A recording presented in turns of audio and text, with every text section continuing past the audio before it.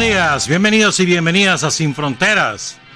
Hoy es viernes 16 de octubre de 2020, con Luis Enrique Guerrero y con Carlos José Hurtado cuando son las 6 de la mañana con 30 minutos.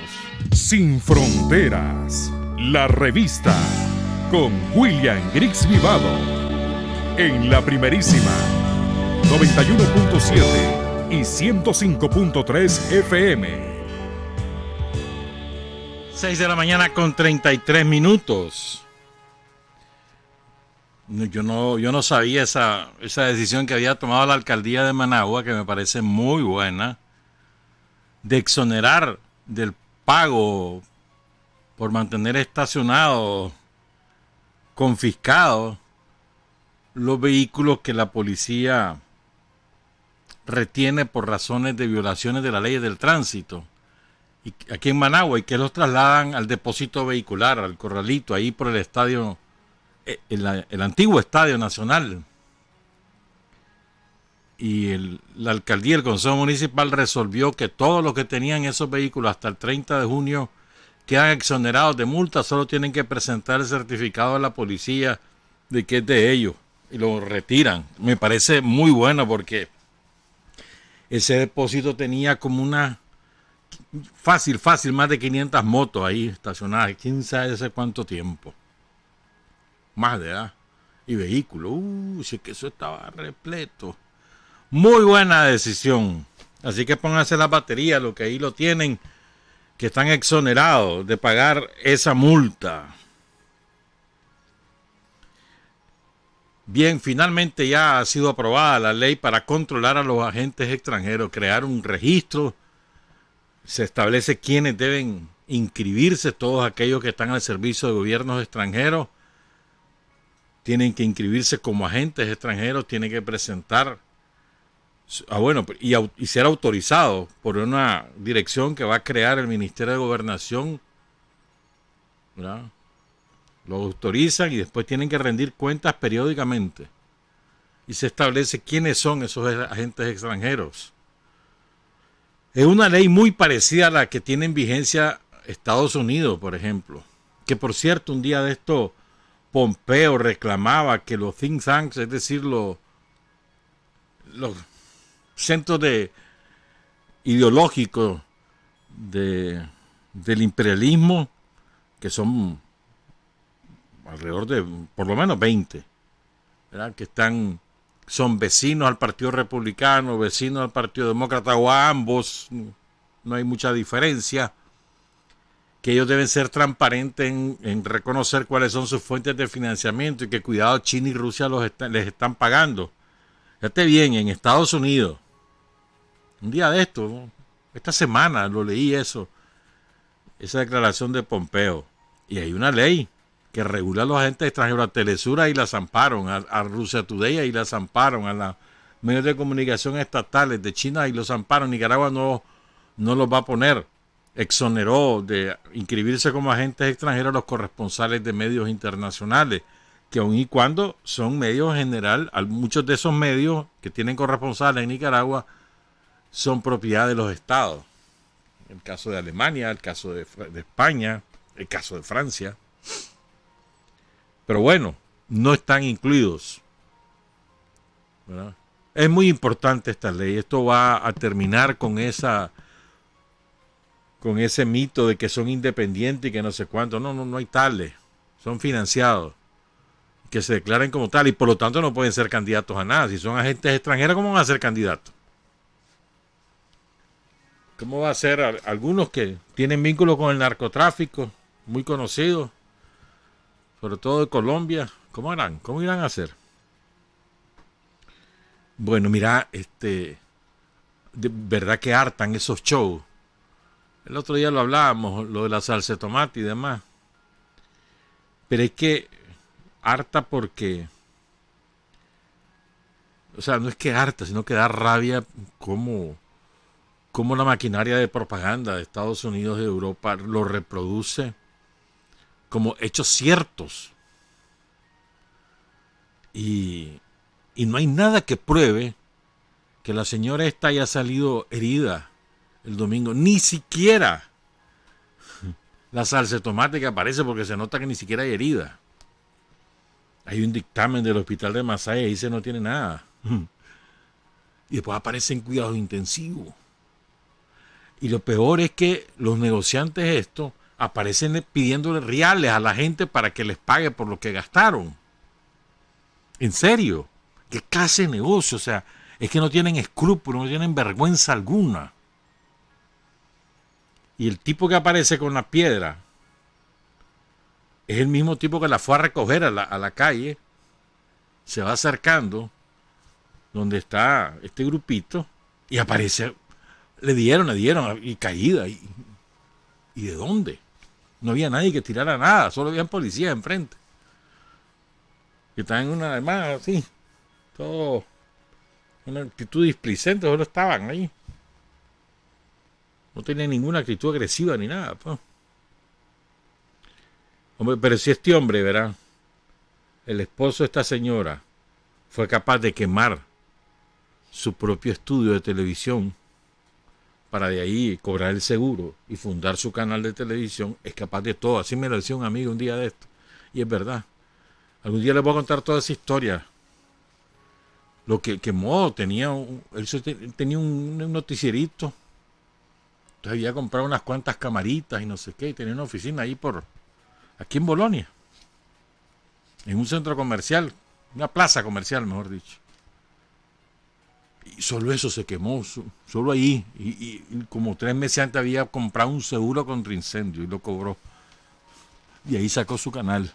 Entonces, un tipo que es así, que no tiene ese tipo de escrúpulos, cuánto y más, ¿verdad? Capaz de cualquier cosa.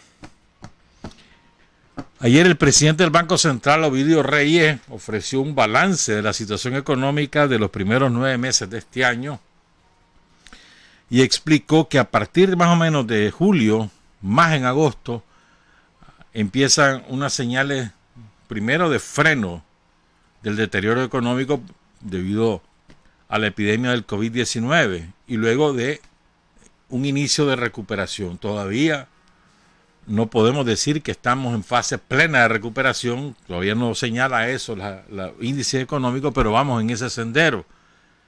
Y desgraciadamente, pues, habrá una caída de la economía. O sea, vamos a sumar entre lo que nos hicieron los somocistas en el 2018 y lo que hizo el COVID, vamos a sumar alrededor de 12 puntos menos del Producto Interno Bruto que Nicaragua tenía hasta febrero, hasta marzo de 2018. O sea, es un golpe muy, muy grande a la economía nacional, una economía de un país tan pequeño como el nuestro, pues. Pero bueno, es buena noticia, pues. Hasta las remesas cayeron en algún momento con la epidemia, lógico. Dicen que Estados Unidos estuvo furiosa. Ya se recuperaron, la zona franca se ha mantenido. ¿Qué es lo que no ha sufrido consecuencias? La actividad agropecuaria, que es el nudo de la economía nacional. Sí, los campesinos, hermanos, los campesinos. Pero bueno, por lo menos vamos en el camino ya. Y pese a esa circunstancia, ayer el ministro de Hacienda y Crédito Público, Iván Acosta, presentó ante la Asamblea Nacional el proyecto de presupuesto para 2021 y no hay reducción, se mantiene el presupuesto del año pasado. Es impresionante porque la inversión social no solo se mantiene, crece. Hay reducciones en otras cosas, pero no en inversión social, educación, salud, infraestructura, todo se mantiene y crece. O sea, realmente, y eso es fruto del esfuerzo del pueblo de Nicaragua. O sea, lo que hace el gobierno es administrar ese esfuerzo y devolvérselo en inversiones. ¿Me entiendes? Y es realmente es impresionante, pues. Cómo pese a todas las circunstancias adversas que hemos tenido en los 2 últimos años, el país pelea y ahí va, con una administración de lujo que es la que tiene Nicaragua, con cuadros económicos muy competentes como Iván, como Ovidio y otros compañeros que trabajan en el área económica. Realmente hay que rendirles el charro. Ayer el ejército informó de una reunión de los jefes de inteligencia del área centroamericana y mexicana. Estaba el de México, estaban todos los centroamericanos. Y el general Julio César Avilés, jefe del ejército, decía algo que es muy cierto, que sin inteligencia, sin trabajo de inteligencia no hay manera. No hay manera, y eso es verdad, de mantener la paz, la estabilidad de ningún país. ¿Qué es el trabajo de inteligencia? Es conocer por anticipado los planes del crimen organizado, del narcotráfico, de los terroristas, del tráfico de migrantes, conocer cómo funcionan sus planes operativos, su manera, cómo van acumulando el dinero sucio, el dinero mal habido, saber todos los teje y maneje, el hilo conductor, con quién están relacionados, con quién no, cómo se comunican entre ellos, saberlo, tener esa información para poder frenarlo, para poder además arrestar a los principales componentes. Eso es un trabajo conjunto. Es mentira que vos podés mantener la estabilidad de un país como Nicaragua sin colaboración de otros países, porque las fronteras se han borrado. El crimen no tiene frontera. No le interesa si está en Costa Rica, en Nicaragua, o en México, o en Colombia, no le interesa. Simplemente realiza sus operaciones. Y si no hay una comunicación entre todos y compartir la información, no hay nada. Ahora, fíjate bien, ¿qué implica esto? La reunión fue virtual, obviamente, pues esa es la moda de ahora, ¿no? con la epidemia. Pero ¿qué implica? O sea, un reconocimiento explícito al ejército de Nicaragua. Y el general Avilés presidiendo la reunión, o sea. Y, ¿me entendés? O sea, hay confianza en el ejército de Nicaragua, de todos los servicios de inteligencia. Reciben información de Nicaragua y ofrecen información a Nicaragua. Porque le tienen confianza. ¿Me entendés? O sea, estos son elementos que pasan desapercibidos y parecen de menor importancia y son de primera importancia. Si vos no, y eso no lo lográs, la confianza no se genera entre instituciones de un día para otro, se construye en un largo proceso, se va construyendo y se va respondiendo a la confianza sobre la base de mantener el sigilo, sobre la base de que sea verdad lo que vos decís, que lo puedan confirmar, que tenga resultado la información que vos ofrecés y la información que vos recibís. O sea, me parece que es importante, ¿oíste? Es importante. O sea, tenemos garantía de que habrá comunicación fluida entre las instituciones que manejan la inteligencia y la contrainteligencia de la región, que vamos a tener información oportuna y que vamos a seguir consolidando el muro de contención contra el crimen organizado, el narcotráfico internacional y el terrorismo. Saludos al ejército de Nicaragua, en especial a los compañeros y las compañeras que trabajan en inteligencia y la contrainteligencia. Un trabajo silencioso, como decía José Martí, en silencio ha tenido que ser. Bueno, ¿qué más? ¿Qué les iba a hablar? Bueno, ok. Es que nos vamos a dedicar ahora a estas efemérides que las tenemos, que son llaga viva aún para el sandinismo, el 17 de octubre, llaga viva.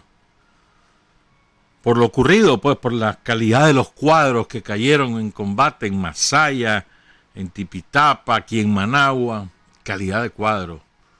O sea, la calidad de compañeros y de compañeras que murieron en esos días. Y las lecciones de bravura, de heroísmo, que fuimos testigos los nicaragüenses en todos estos casos. Y quiero empezar, o sea, solo lo referí rápidamente con el retén de Ticuantepe, porque el compañero Guillermo Antonio Martínez nos ha enviado su testimonio, nos trajo aquí a la radio por escrito, nos los mandó de manera digital, lo hemos publicado en la página web de Radio La Primerísima, ahí lo pueden encontrar completo junto con las tres semblanzas biográficas de los tres héroes del retén de Ticuantepe. Ahí pueden encontrarlo. Entonces quiero referir qué fue lo que ocurrió don Guillermo trabajaba en Pintura Sur, ahí que queda, ahí en ese puente. Vos sabés, a ver, venís, digamos, de Managua a Masaya, ¿verdad? Antes de la rotonda de Ticuantepe hay como una hondonada, que es el río, ¿cómo que se llama el río? Bueno, ahí me voy a acordar. Ahí pasaba un río, ahora es un cauce nada más, pero era un río. Y entonces, ¿cómo es que se llama? San Antonio, río San Antonio. Entonces ahí a un costado está una empresa de pintura, no me acuerdo, creo que no sé si era Modelo, no sé cómo se llama ahora, pero era Pintura Sur antes. O sigue siendo, no sé, porque no me fijo ahí. Entonces, él trabajaba ahí con su esposa, doña Virginia de los Reyes Ruiz González, y vivían cerca, se iban a pie al trabajo. Vean. Entonces venían caminando don Guillermo, doña Virginia y otra compañera de trabajo cuyo nombre era Eva Lozano. Venían, o sea, de dirección de Masaya, digamos, a Managua, sobre la margen, ¿cuál es la margen occidental de la carretera? Van a su pegue, muy temprano, porque ellos entraban a las 7 de la mañana. Entonces, cuando van por ahí, digamos, 6:30, 6:45, pasan por ese puente y hay unos paredones. Entonces ellos notan que hay un grupo de chavalos, 2, 3 chavalos. Entonces ellos suponen que son garroberos, porque ahí tenían, con frecuencia, pues ya aparecían los garroberos, pues, y estaban hincando ahí, oye, para que salían los garrobos y capturarlos. Esa fue su suposición de que eran garroberos. Pero, cuando van pasando, los chavales dicen, apúrense, apúrense, apúrense. Eso le llama la atención, pero hasta ahí, pues.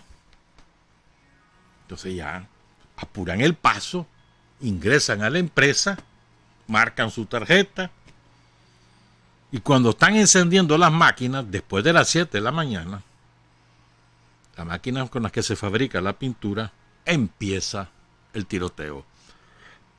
Aquí hay una discrepancia en el horario. En general, lo que yo había escuchado y leído es que el tiroteo empezó a las 9, 9:30 de la mañana. Don Guillermo dice que no, y además él estaba ahí. Dice que empezó poco después de las 7 de la mañana. Y parecía purísima aquello. Bum, bum, bum, bum, bum. Entonces, al rato, la curiosidad, tenían una segunda planta y una especie como de balcón desde donde se podía ver lo que pasaba en la carretera. Entonces sube un grupo de trabajadores ahí. Había un portón que se abría y se cerraba. Entonces ellos abrían el portón para estar asomando la jeta, ¿me entendés? Y estar viendo qué pasaba. Y lo entreabrían y volvían a cerrar. Y está la balacera. Un estruendo formidable, dice don Guillermo. Entonces, de pronto empiezan a sobrevolar 2 aviones. Y empiezan a disparar. Entonces ellos calculaban que ya si iba el avión, volvían a entreabrir, volvían a cerrar. Pero hombre, en un momento alguien les dice, mira, vámonos, esto está peligroso, bajémonos, encerrémonos en la oficina, esas son de bloque, ahí podemos estar, y se bajan. Pero algunos se quedaron ahí. Al rato les llegan a decir que hay 2 compañeros heridos. ¿Qué pasó? No logran cerrar a tiempo el portón, ese portón corredizo que había, y la avioneta los impacta. A una de las heridas es en la pierna, que le arranca todo el músculo, la quedó en el hueso. Mira qué horrible, dicen, nunca encontraron la carne. O sea, ¿a dónde fue a parar? No encontraron, pero le arrancó todo el músculo. Y el otro tenía también una herida, pero no le había destrozado la pierna respectiva, pues. Pero bueno, bajan a los heridos, pues.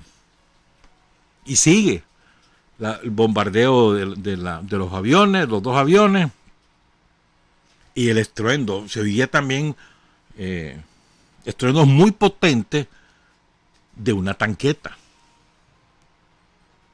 ¿Verdad? Al rato ven pasar a 2 de los chavalos, así por el lado del muro de la empresa, que van rumbo hacia el norte. Al rato. Y después oyen más balacera, ¿verdad? Entonces, de pronto alguien llama por teléfono desde el portón, las comunicaciones internas. Alguien contesta en la oficina donde están todos refugiados. Y la otra persona que está al otro lado, desde el portón, le da la orden que todo el mundo salga de ahí. Pero no le dice quién es. Entonces viene el compañero que había tomado la llamada, vuelve a llamar a ver quién es. Entonces se identifica que es el oficial de la guardia. Entonces, y que todos vayan en fila india. Entonces todos deciden irse. Y se bajan todos con sus manos para arriba y salen de la empresa. Entonces, como van en fila india, uno por uno los van registrando, y en lugar de hablar, el oficial que los recibía en la fila india lo que hacía era pegarle una patada en las nalgas. De verdad. No les decía nada. Después los volvían a registrar y después los tiraban sobre un patio con grama, una especie de jardín grande que había ahí. Los tiraban y tenían que estar boca abajo, y al que al que levante la cabeza se la volamos, le dice el oficial. ¿Me entendés? O sea, cuando estaban terminando eran como 80 trabajadores. Cuando estaban terminando de revisar uno por uno y de lanzarlos, tirarlos a la grama, quedaban unos cuantos, entre ellos don Guillermo. La tanqueta da la vuelta y apunta contra ellos y dispara. Dice don Guillermo que él volvió a ver quién había salido herido o muerto, y dice que nadie, pues. Entonces él supone, y es lo lógico, que la guardia lo hizo para amedrentarlo y para decirle, cuidadito, que estoy con ganas de matarlos a todos. Y luego los empiezan a interrogar, a que digan dónde están los guerrilleros, que por quiénes son, que no sé qué, que no sé cuánto. Entonces, dentro del grupo de los trabajadores, todo esto es importante para que después entendamos la perspectiva de lo que ahí ocurrió. Entonces, dentro del grupo de trabajadores, alguien se levanta y dice, mire, mi teniente, mi capitán, quién sabe qué sería, el oficial que estaba a cargo de la tropa de la guardia, yo soy capitán ad honorem de la Guardia Nacional. Uno de los que estaba dentro de los trabajadores era de la guardia, capitán ad honorem. Se levanta, enseña su credencial, entonces se van a una parte, no se sabe de qué hablaron, pero cuando regresan están con la misma insistencia, y además el oficial de la guardia, al mando de la tropa, les dice que cómo es posible que hayan salido 2 heridos de entre los trabajadores. Entonces el propio capitán ad honorem les explica qué fue lo que ocurrió. Al final, ¿verdad?, los dejan ir. Mientras, antes de salir, dice don Guillermo que él así medio asoma, porque oye llegó una ambulancia de la Cruz Roja, se llevó a los 2 heridos, y ahí hay una compañera, ahí voy a recuperar el nombre porque no recuerdo el nombre, una compañera, ¿verdad?, de trabajo de ahí, de Pintura Sur, cuando llega la ambulancia a retirar a los 2 heridos, ya te voy a decir sus nombres además. A ver, los 2 heridos fueron... No, espérate. Manuel Salvador García y José Antonio Gómez, ambos trabajadores de Pintura Sur. Entonces te contaba que cuando llegan a traer a los 2 heridos, entonces una compañera se levanta y les dice que ella va a acompañar a los 2 heridos y se va a montar a la Cruz Roja. Se llamaba Gladys, creo que se llamaba Gladys, dice el compañero Guillermo Martínez. Entonces a se le para la guardia y le dicen, yo me voy a montar con ellos. Pero además no es que se los pide, le informa, pues, yo me voy a montar con ellos. Y don Guillermo tenía los ovarios bien puestos esa mujer. Y se monta. Y no le dieron nada a los guardias. Se montó la señora y se fue con los heridos para garantizar que llegaran con vida y no los remataran en el camino, ¿verdad? Con tantos incidentes que habían ocurrido en Nicaragua con la Cruz Roja, ¿verdad? Entonces, al rato, don Guillermo, que está tirado allí en la grama, escucha otra vez la Cruz Roja y medio que se asoma así y ve que van los camilleros de la Cruz Roja con dos camillas, pues, con dos cuerpos, ¿verdad? Y entonces están los guardias hablando entre ellos y cuentan cómo los mataron. Y fue con la avioneta, los bombardearon, los tirotearon desde la avioneta, ¿verdad? Así los mataron a estos dos compañeros, probablemente los hermanos López Ramos, pero ya vamos a hablar de eso. Entonces, otra cosa que él cuenta, esto sí se los quiero leer completito, dice: como nosotros vivíamos en el sector, nos íbamos a pie, y ya van saliendo ellos, ahora van rumbo a Masaya. ¿Ah? Miré el camión grande, porque los muchachos habían puesto un camión detrás del cual se parapetaron. Después vamos a contar cómo iban armados. Detrás del cual se parapetaron, ¿verdad? Y entonces, él ve el camión, dice, tipo van de unas 8 toneladas, parqueado en la entrada de la empresa. En el vidrio delantero tenía un enorme orificio de balas de unas 16 pulgadas de diámetro. Tenía el rótulo de Batán. Cuando caminábamos sobre la carretera, miramos una casa que estaba hecha de ladrillos de barro, completamente desbaratada por los disparos y las bombas que le habían lanzado desde el avión. También había un carro marca Renault, color cremita claro, sobre el camino a mano izquierda que bordea la cima del paredón, que tenía un orificio delantero, un orificio de bala en los vidrios delantero y trasero, o sea que la bala había atravesado de lado a lado, eso es desde el avión. Había un poste de tendido eléctrico, que se suponía que era de cemento, solo la base quedó y quedaron las tablas donde iban del tendido telefónico, solo la base del poste quedó, desapareció, se pulverizó el poste de cemento y las tablas donde iba el tendido telefónico, eso es lo que quedaba, hay más hierro retorcido. En ese punto, dice don Guillermo, era donde estaban los muchachos del paredón izquierdo y los otros estaban en similar posición en el paredón derecho o en el de abajo. Esto es impresionante, oigan esto, dice. Salimos a la carretera y nos encontramos como 200 metros del pavimento alfombrado con casquillos de bala, de fusilería de gran calibre, de M50, de bazooka que utiliza la tanqueta. Para dar un paso, oigan esto, teníamos que poner el pie y batir con la punta del pie dentro de la capa gruesa de los casquillos para poner el otro pie. Imagínate cómo sería, qué cantidad de casquillos la que ya había. Y estamos hablando que solo eran 3 chavalos los que estaban ahí, 3 cipotes, los que se habían enfrentado a la guardia, 3. Dice, ya bajando frente a los paredones miramos con mucha sangre, la suela y la mitad del cuero del cuerpo de una bota militar, varias jeringas y un frasco que decía morfina, un niple galvanizado que había explotado. Más adelante estaban 2 vehículos de la guardia, un camión y un jeep, estrellados contra el muro del puente. No había nadie a bordo de ambos. Más adelante, subiendo la cuesta, ya llegando a la rotonda, ¿verdad?, había otro jeep de la guardia sin nadie en el interior. A medida que caminábamos, iban disminuyendo los casquillos en el pavimento. Cuando llegamos al empalme de Ticuantepe, quedamos libres y pudimos respirar tranquilos. Ya no había Guardia Nacional en el monte. Cuando llegamos a la casa, nos dimos cuenta que el Frente Sandinista había atacado el comando de Masaya. ¿Quiénes son esos héroes? Los hermanos López, ¿verdad? Estamos hablando de Rolando José López Porras Jacobo, de 25 años. Norman de Jesús López Porras Hugo, de 23 años.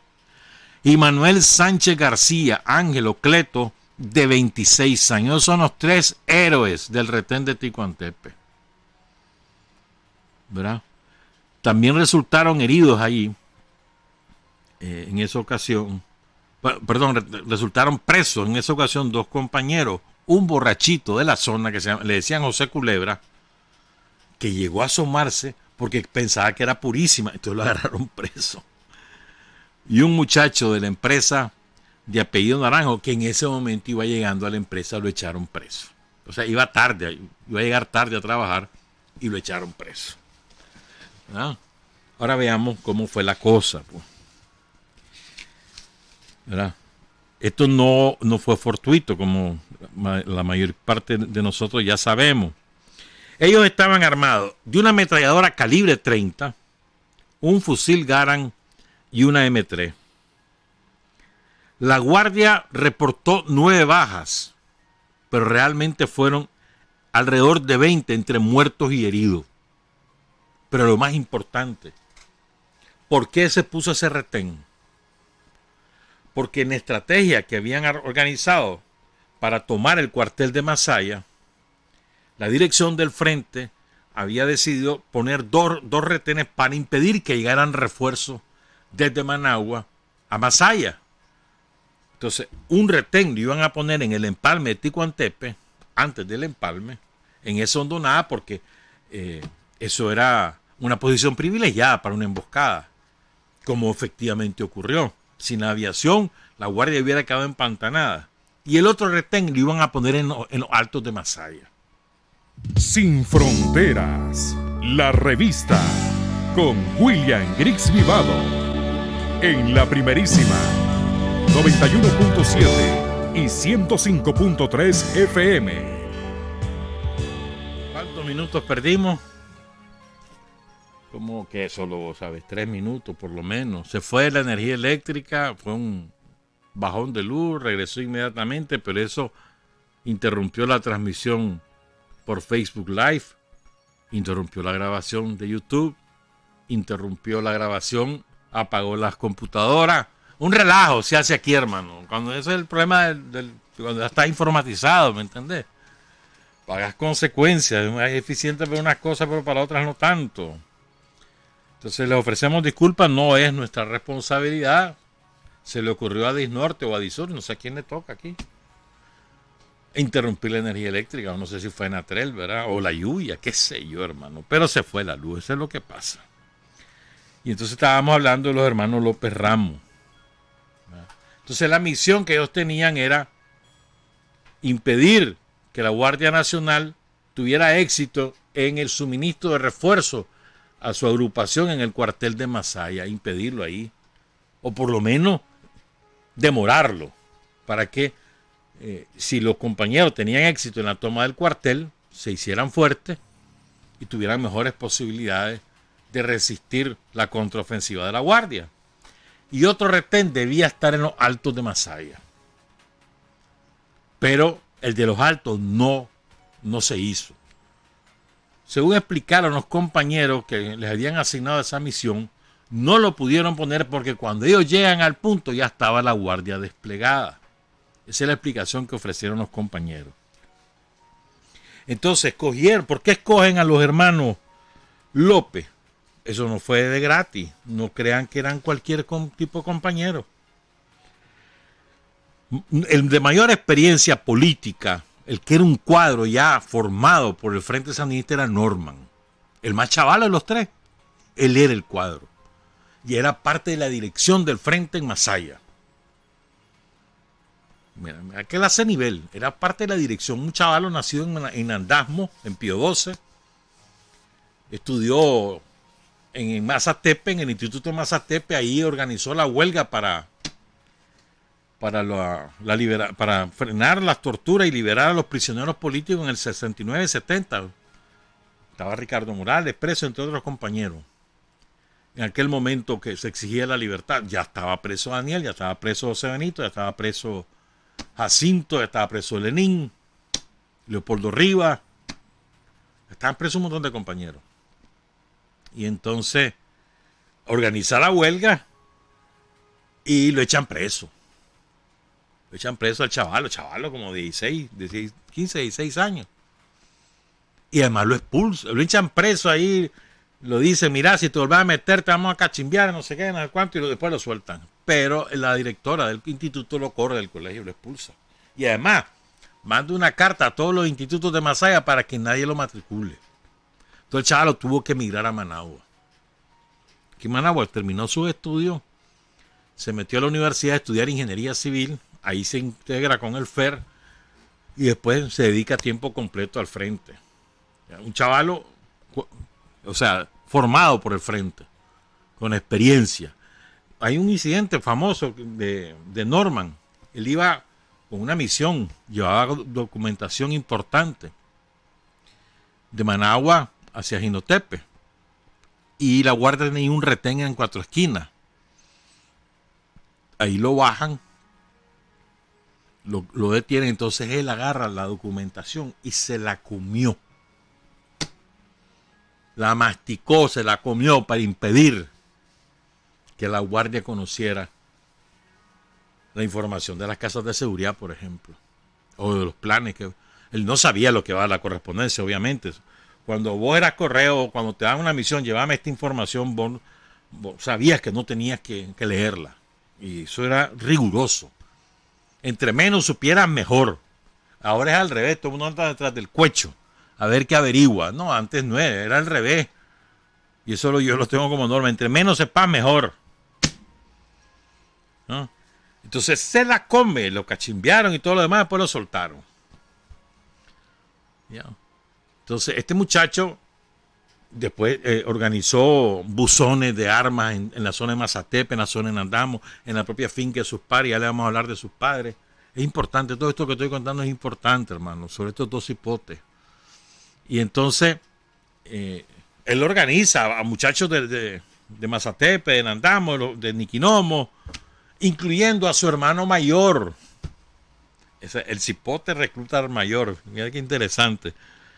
A Rolando José de López Porra, Jacobo, tenía 25 años y 3 chavalos. Por esa razón, bueno, parece que él se enjaranó temprano, ¿me entendés? Solo estudió la primaria, comenzó a trabajar de chofer de bus, se enjaranó temprano, ya tenía 3 hijos a los 25 años. Jimmy, Rolando y Jairo, ¿me entendés? Entonces él tenía que mantener a la familia, pero empezó a colaborar con el frente. Y tenía un don natural, según cuentan los compañeros que lo conocieron, un don militar natural. Le gustaban las armas, armaba y desarmaba rápido. Le gustaba esa onda, pues. Él seguía trabajando, pero estaba dispuesto a lo que fuera, en el momento que fuera. Y así fue. Así ocurrió. Y el tercer compañero, su nombre era Manuel Sánchez García. Miren qué interesante. Este muchacho era el mayor de los 3, de 26 años. Ya estaba en el último año de economía de la UNAM. Este muchacho se organizó primero en la Juventud Socialista del Partido Socialista Nicaragüense. Y llegó a ser dirigente de la Juventud Socialista. ¿Verdad? Y ahí trabajó. Trabajó en las campañas contra la reelección de Somoza, contra la que fuera. Él trabajaba con la Juventud Socialista. Y se separa la juventud con la división que hubo por la discusión si se abrazaba la lucha armada. No, una de las primeras divisiones que hubo. Entonces él mejor se alejó. Ya no le gustaba aquella onda. Y miren lo que en el instituto él coincidió con Manuel en la huelga estudiantil. Nada más que él estaba en los años superiores y Manuel venía... Norman y Norman venía en los años inferiores, primero o segundo año, y ya estaba por salir Manuel. Después Manuel entra a trabajar al Banco de América, ahí en Mazatepe, y después lo trasladan de Mazatepe a Managua, porque Manuel es originario de Mazatepe y los hermanos López Ramos son de Pío XII en Andamo. Entonces fíjense, estando trabajando en el Banco de América, él se hizo amigo de otro compañero de ahí que trabajaba en el Banco de América, y este otro compañero era a su vez amigo de Norman. Vean las coincidencias de la vida. Y así es que hace el empalme con el Frente Sandinista este compañero Manuel Salvador García. Increíble la coincidencia que va dando la vida, ¿verdad? Pero quiero hablarles de los hermanos, de los padres de los hermanos López Ramos, porque no eran... López Porra, dale con Ramos. López Porra, Norman y Rolando, los hermanos López Porra de Pío XII en Andamo.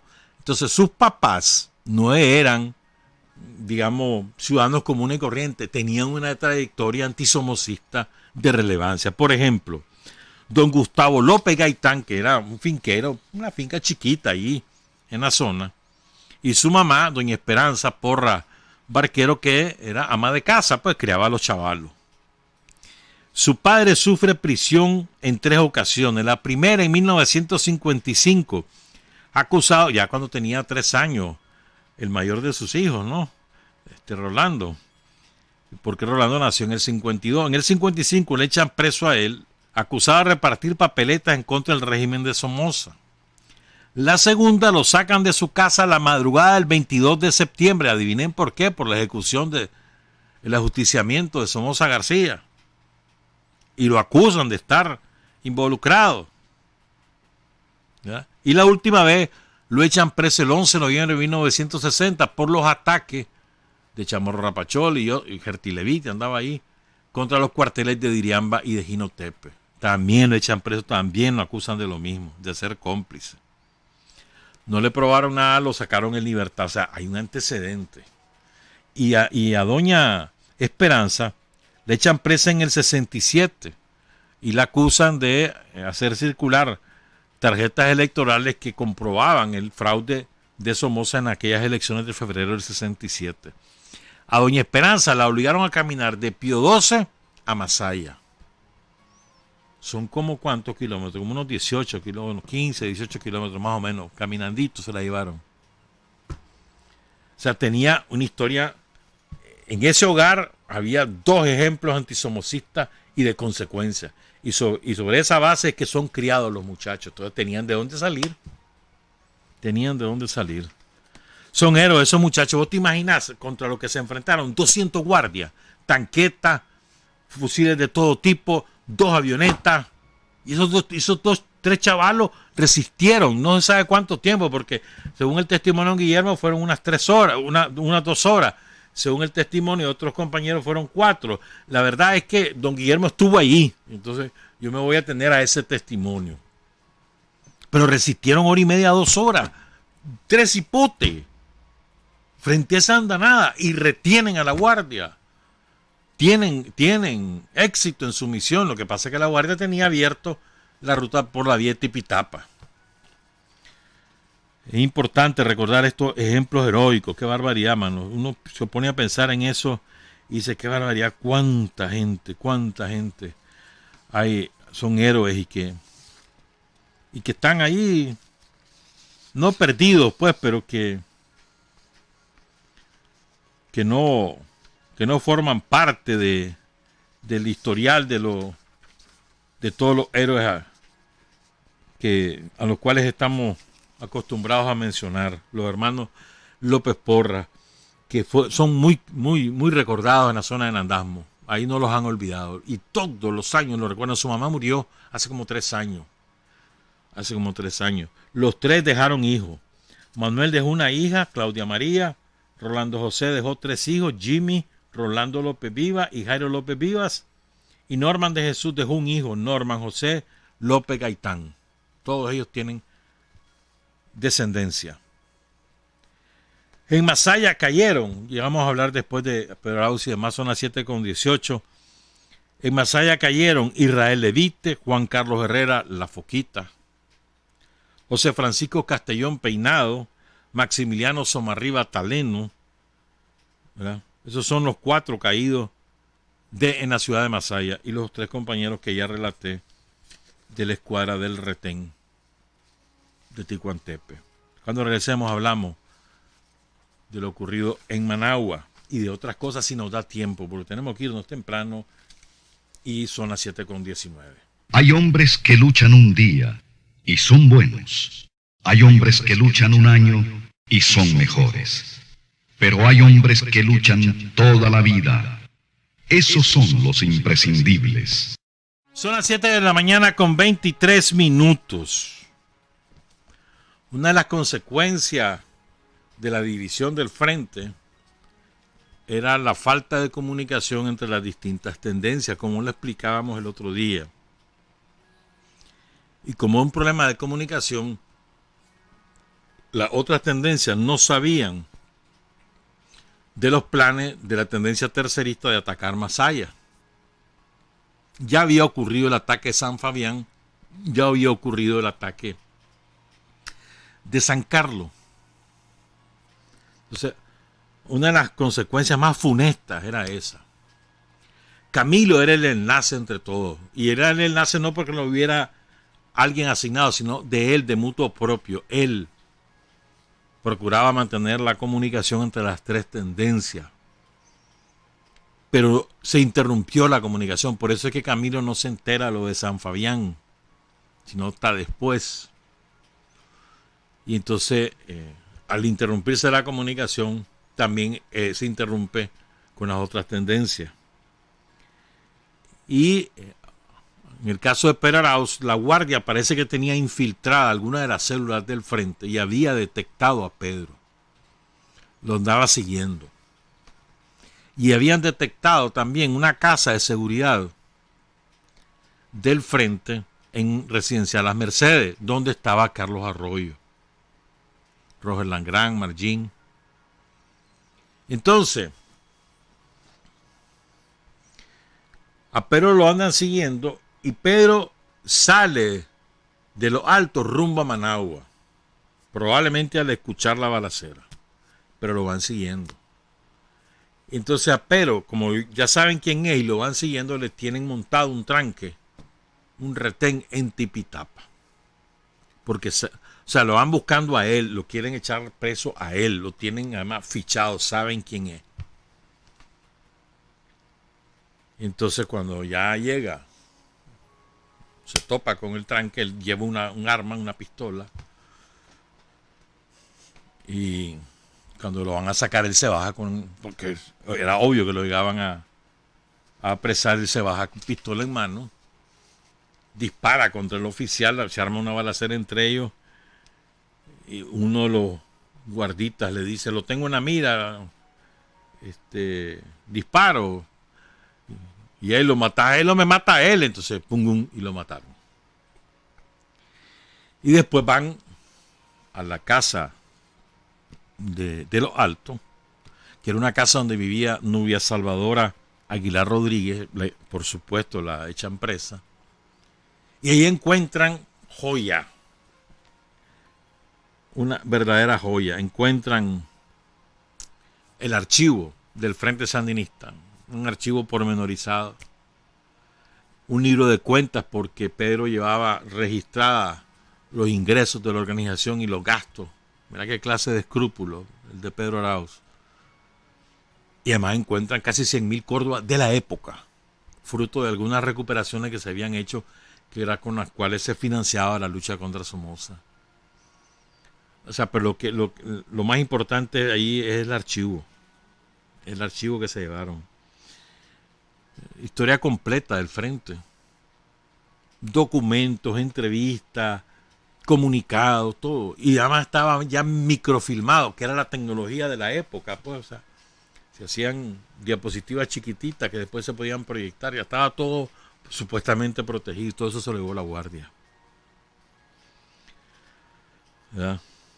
Decía Tomás en La paciente impaciencia,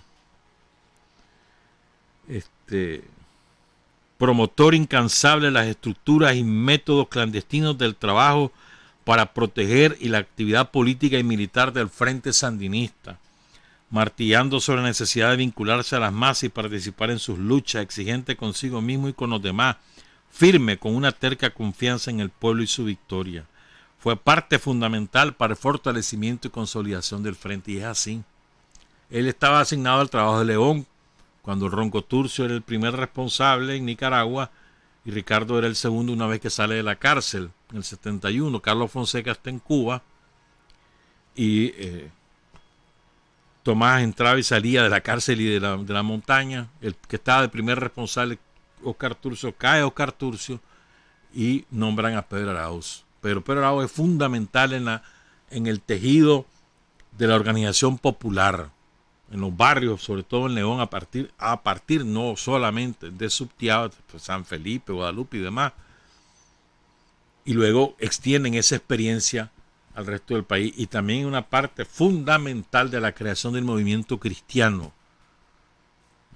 ¿verdad? Y de su, ¿cómo te dijera yo? Su atracción hacia las estructuras del frente es Pedro Arauz fundamental en esa labor. Era un cuadro de primera, además era un hombre desconfiado en la máxima expresión militar, entrenado en Palestina, participó en el asalto, en el secuestro de uno de los aviones, o sea, un tipo sumamente capaz, que además dejó huella en muchísimos cuadros que hoy viven todavía y que fueron dirigentes de columnas, de escuadras, o ya en la revolución cuadros de primer nivel. Dejó huella indeleble y perenne. Yo recuerdo palabras de muchos compañeros sobre lo que era Pedro Arauz, muchos compañeros. Cayeron presas también Gloria Campos, por segunda vez. Gloria es la que cae presa en las Delicias del Volga, ¿se acuerdan? Y ahí cae presa de nuevo como consecuencia de todo el operativo que hace la Guardia. Y cae presa Auxiliadora Cruz, una compañera de Estelí. Ese mismo día caen sobre Pedro Arauz, me lo matan. Y mira lo que es la vida. Ese mismo día también, 17 de octubre de 1977, matan a su compañera, pero en distintos operativos, a Marta Angélica Quesada.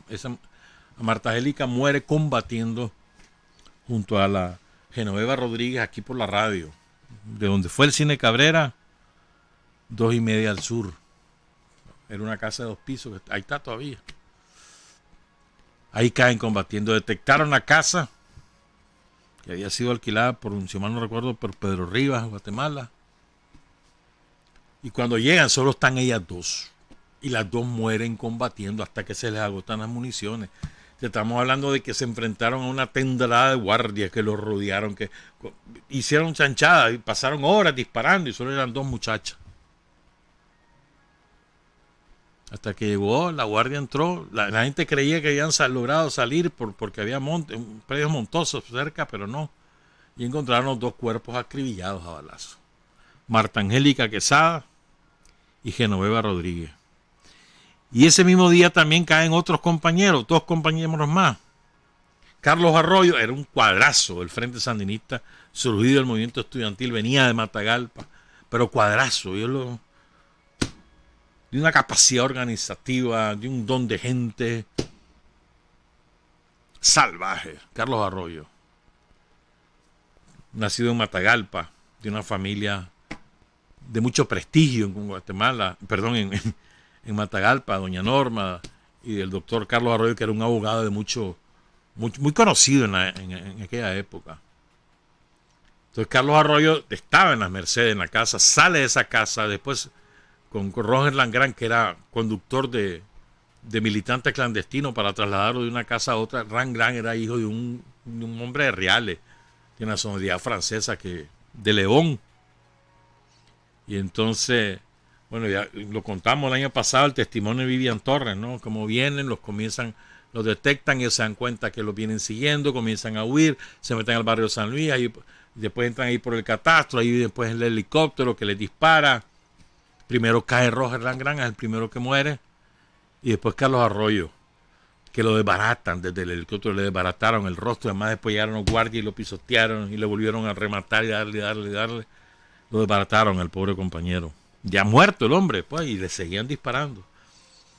Carlos Arroyo cae al pie de una casita de tabla que había, donde estaba una muchacha que acababa de llegar del colegio, del maestro Gabriel, y se estaba cambiando de ropa. Mediodía del 17 de octubre. Su nombre era Flor de Lis Robles, de 18 años. Ahí mismo cayó. En fin. Honor y gloria a nuestros héroes. No tenemos derecho a olvidar. Otro día contaré lo que tenía preparado por toda esta interrupción, pero aquí voy a contarle algo más, que es lo que es importante. Me topé esas casualidades, me lo mandó el compañero Jaime Brenes Martínez. Jaime me mandó una joya, una verdadera joya. como una revista, más que un periódico. El Estudiante, que era el órgano oficial del Frente Estudiantil Revolucionario, que lo dirigía una estructura clandestina, el Comité Ejecutivo, que eran cuadros del Frente dedicados a esa labor. Carlos Arroyo fue del Comité Ejecutivo, Vallardarse fue el Comité Ejecutivo, por citar dos ejemplos, pues, del FER. Y entonces se llamaba El Estudiante. Entonces era una manera de tener un vínculo directo entre el Frente Sandinista a través del FER como organización intermedia con la población estudiantil y que en general con la población de Nicaragua. Pero era un trabajo sumamente importante. Y entonces Jaime me manda este estudiante que yo calculo que es de marzo de 1976 porque ya se registra la captura de Tomás y se hace un balance del año 1975. Entonces ahí aparece una denuncia que yo quiero compartirla porque aquí hay nombres y apellidos de compañeros perdidos en la historia, nuestra historia, y que tenemos obligación de por lo menos recordar sus nombres y las circunstancias en que fueron asesinados, campesinos todos. Y decía en este documento el FER, se llama Represión de la Dictadura. El presente artículo reviste un carácter de denuncia de la represión que en las montañas de Nicaragua ha desatado la dictadura somocista a través de su principal aparato represivo, los criminales de la Guardia Nacional, con la infaltable ayuda de esos otros agentes de la tortura y el crimen, los jueces de Mesta, contando además con las valiosas enseñanzas de los técnicos gringos y brasileños. Yo había olvidado este detalle. Aquí había militares brasileños que asesoraban a la dictadura de Somoza, que habían aniquilado a la guerrilla en Brasil. La habían aniquilado en los años 60 y principios de los 70. Eran asesores de Somoza.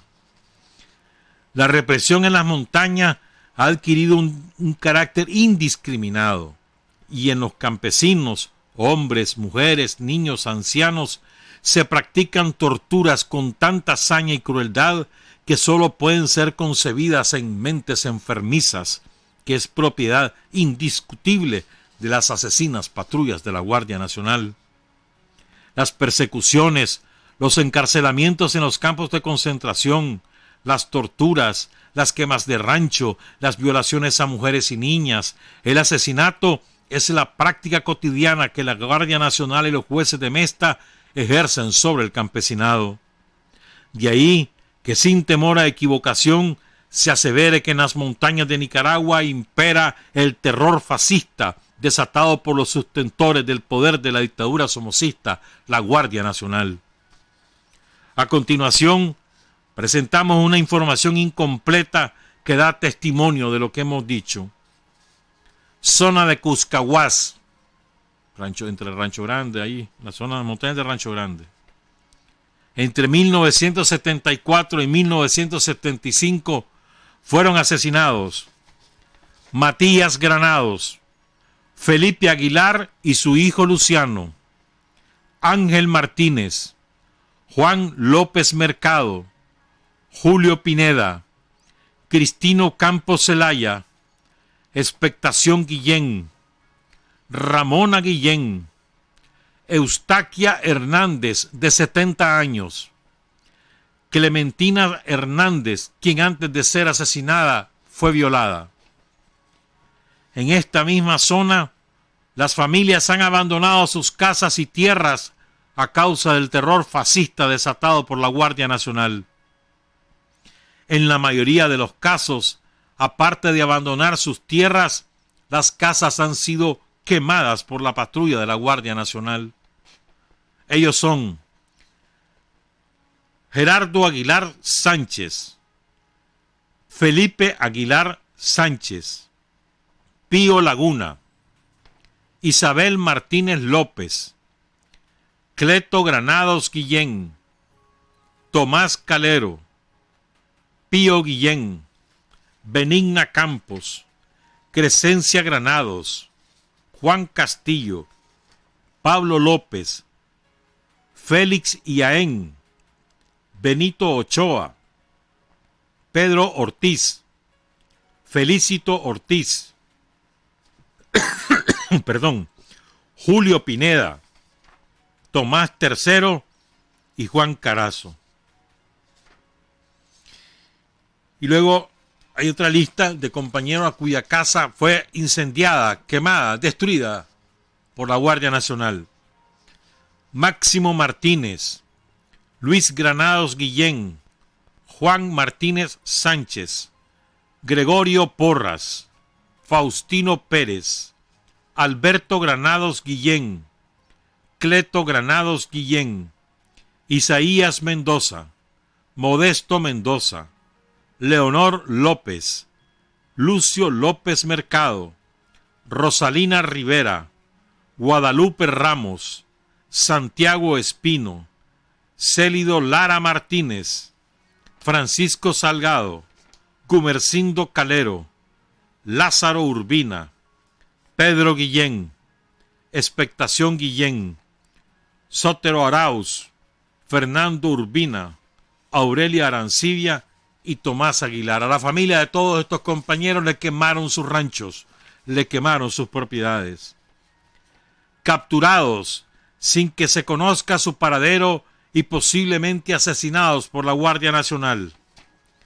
Antonio Mairena, Gregorio Aguilar Escobar, Gregorio Montoya, Simón Aguilar Escobar, Faustino Hernández Vargas, Mariano González, José Mairena, Wilfredo Mairena, Isabel Guido, Natalio Reina, Ramón Mairena, José Benavides, Jerónimo Mairena, Fanor Mairena, Julia Gómez, Faustino Hernández Hijo, Tomás Aguilar López, Leonza Ramos, Jerónimo Aguilar, Santiago Aguilar, Europa Hernández, Sindulfo Aguilar Guillén, Fermín Aguilar Guillén, Eleoro Pérez, Eleoro Sánchez, Macaria Aguilar y Cándida Mairena.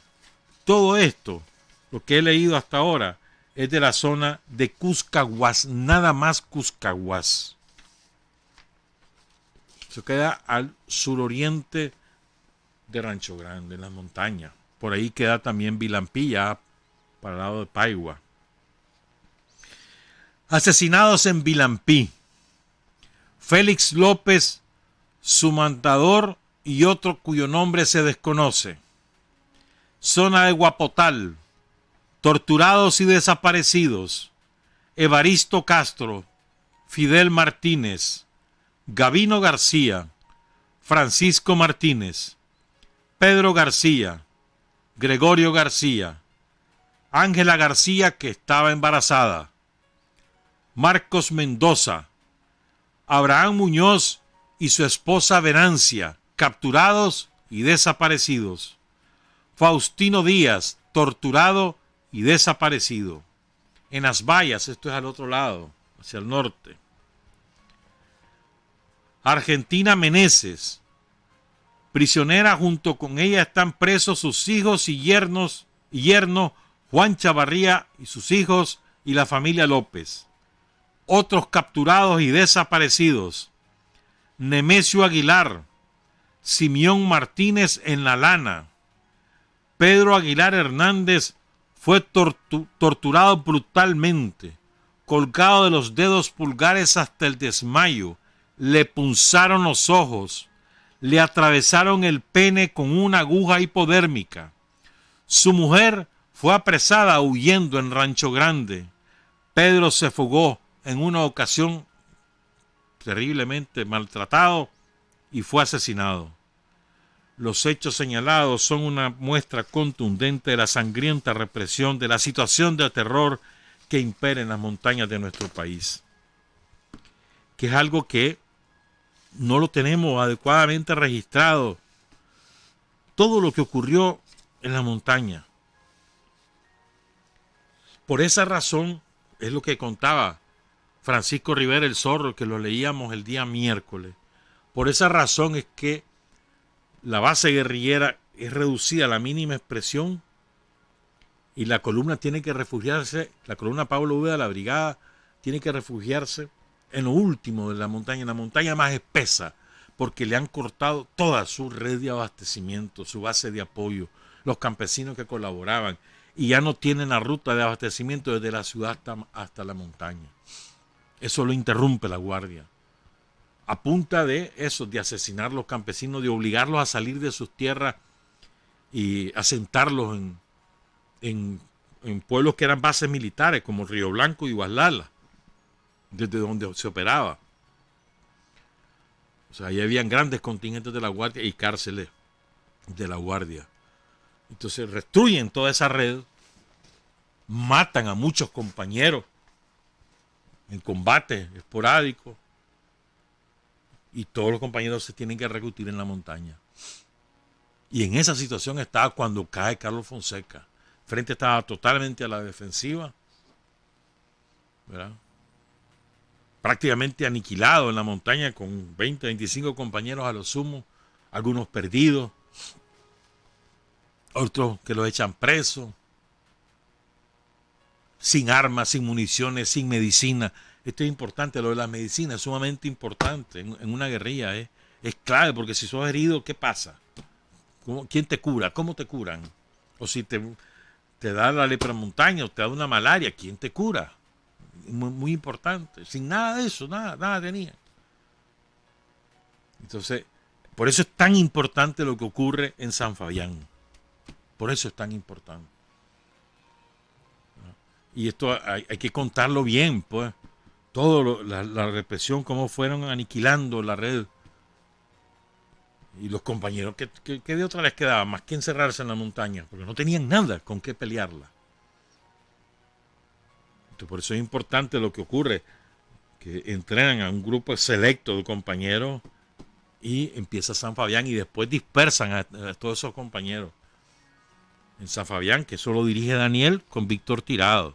Y Daniel toma la decisión después de dispersar a todo el mundo, después del entrenamiento de San Fabián y todos los combates que hubo después, Santa Clara, San Fernando, Mozonte, las haciendas, etc. Pues todo ese semejante fogueo, dispersan a todo el mundo, frente occidental, frente interno, Masaya, etc. Pues. O sea, fue muy importante. Pues esa es la importancia estratégica que tiene San Fabián y que saca de la defensiva al frente y empieza la ofensiva ininterrumpida. Nos tenemos que ir. Son las 7:46. Trabajar, avanzar, combatir, vencer. Patria y libertad. Revolución es sentido del momento histórico. Es cambiar todo lo que debe ser cambiado. Es igualdad y libertad plenas. Es ser tratado y tratar a los demás como seres humanos. Es emanciparnos por nosotros mismos y con nuestros propios esfuerzos. Es desafiar poderosas fuerzas dominantes dentro y fuera del ámbito social y nacional. Es defender valores en los que se cree, al precio de cualquier sacrificio. Es modestia, desinterés, altruismo, solidaridad y heroísmo. Es no mentir jamás ni violar principios éticos. Es convicción profunda de que no existe fuerza en el mundo capaz de aplastar la fuerza de la verdad y las ideas. Revolución es unidad, es independencia, es luchar por nuestro sueño de justicia para Cuba y para el mundo, que es la base de nuestro patriotismo, nuestro socialismo y nuestro internacionalismo.